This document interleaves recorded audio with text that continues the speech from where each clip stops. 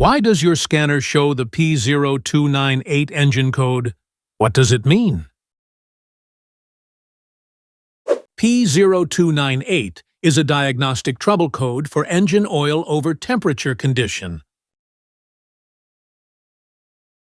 The P0298 engine code for indicate the vehicle's powertrain control module, PCM, has detected that the engine oil is running significantly hotter than safe operating limits.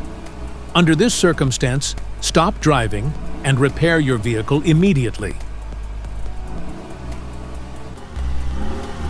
So, what causes this imbalance? Here are the most common culprits. This error can be caused by these possible faults in your vehicle. Defective engine oil temperature. Low or degraded engine oil. Cooling system failures. Faulty or clogged oil cooler. Damaged wiring or connectors. Each DTC code corresponds to a specific issue in your vehicle. This error code occurs in any OBD2-equipped vehicles, especially in those manufactured since 1996, and it is commonly found in vehicles like GMC, Mercedes-Benz, Ford, and BMW.